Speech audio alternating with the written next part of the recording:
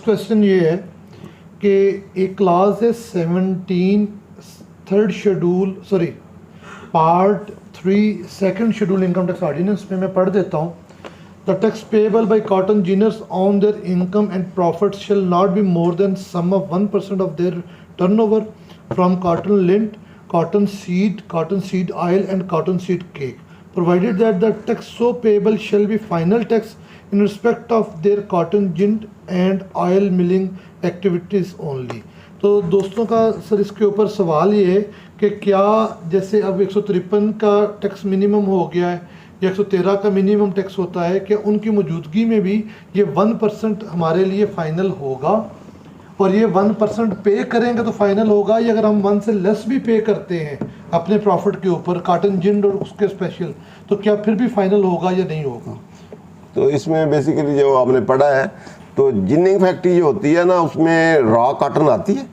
Raw cotton उसमें साजिन machines होती हैं, वो लगी होती हैं। वहाँ से वो जो कॉटन सीड होता है उसको अलहदा करती हैं, और जो कॉटन होता है कॉटन लेंट उसको सेपरेट करती हैं और उसकी बेल बनती हैं।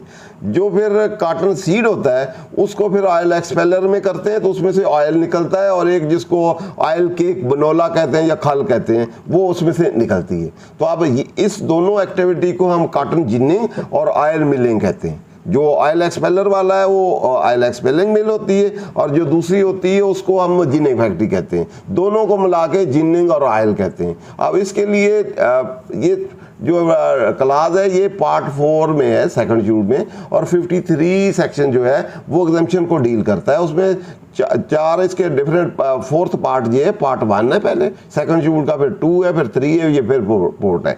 तो पहले वाला जो पार्ट है उसमें इनकम या पर्सन या क्लासेस ऑफ पर्सन की एग्जम्पशन है। दूसरे में रेट की रिडक्शन है कि रेट किसी पे 10% लगता है तो उसको कह दिया 2% रिड्यूस है, या उसका 5 लगेगा या 3 लगेगा। अगले वाले में रिड्यूस लाइबिलिटी है कि आपकी लाइबिलिटी है तो इतने % से रिड्यूस कर दी जाएगी। आखिरी वाला है जिसमें लॉ ही अप्लीकेबल नहीं होगा। आखिरी वाला ये फोर्थ पार्ट है कि ये लॉ जो इसमें प्रेस्क्राइब का अदरवाइज लॉ अप्लीकेबल है, जो इसमें लिख दिया जाएगा जिस सेक्शन या ओवरऑल सारे लॉ को कहा जा सकता है पूरा ऑर्डिनेंस एप्लीकेबल नहीं है, या कहा जा सकता है कि ये सेक्शन अप्लीकेबल नहीं है, या ये वाली क्लास अप्लीकेबल नहीं है, तो या ये इस तरह होगी जैसे उसने मेंशन किया हो। ये बेसिकली स्पेसिफिकेशन ओवरराइडिंग सारे लॉ का है, या एग्जम्पशन है या अदरवाइज है, तो ये एक्सक्लूजन टाइप है, या प्रोविजो से बियॉन्ड है कि उस प्रोविजो में फॉल नहीं करेगा। तो इसको जो अभी हमने पढ़ा है उसमें ये है कि कॉटन जिनिंग जो ऑयल मिल होगी उसमें नॉट मोर देन 1% टैक्स, फिर 1% से ज़्यादा नहीं होगा। पहली वर्डिंग जो है, जो प्लेन रीडिंग है इस क्लास की, उसमें लिखा हुआ है कि 1% से ज़्यादा नहीं होगा। जैसे हमने बहबूद में पढ़ा था कि 10% से ज़्यादा नहीं होगा, तो हमने कहा किसी पे एवरेज हमने कैलकुलेट किया तो 15 बन गया, तो फिर 10 से टू दैट एक्सटेंट से 10 से ज़्यादा नहीं होना चाहिए।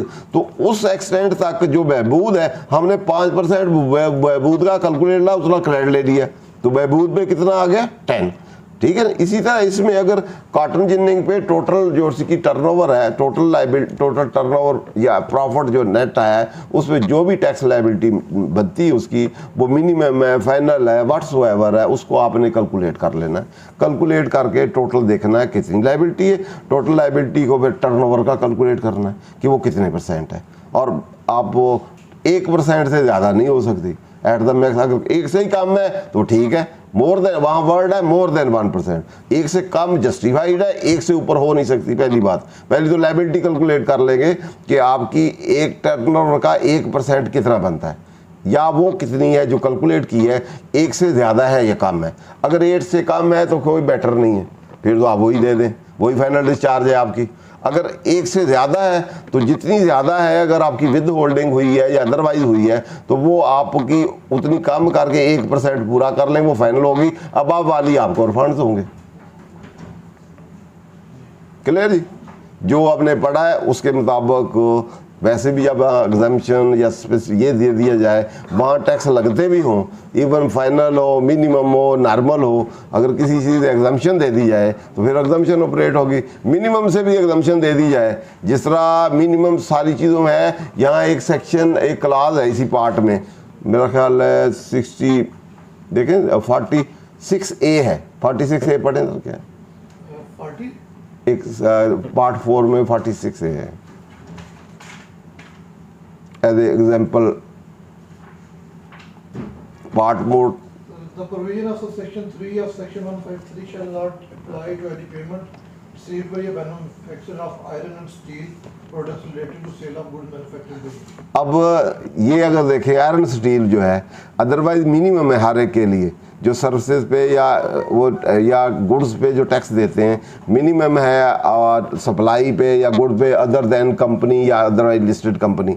लेकिन यहाँ लिखा हुआ है कि ये वो वाला सेक्शन मिनिमम वाला और फाइनल वाला ये आयरन और स्टील पे नहीं लगेगा। जब इस पे नहीं लगेगा इसके लिए सारा एडजस्टेबल है, ठीक है। जहाँ कहीं एग्जम्पशन दे दी जाती है किसी प्रोविजन से वो मिनिमम हो या फाइनल हो, जैसे 65D था जो 65E है उसने कहा ना इसमें नॉर्मल लगेगा ना फाइनल लगेगा ना मिनिमम लगेगा। तो अब बेशक आगे सेक्शन जितने भी हैं वो लगाते रहें लेकिन उन पे नहीं लगेगा। क्लियर जी। इसलिए जहाँ कहीं एग्जम्पशंस हैं या स्पेसिफिक प्रोविजंस हैं उसमें फिर वो मिनिमम फाइनल या जो भी प्रोविजंस हों उनकी फिर अप्लीकेबिलिटी नहीं होती। क्लियर जी।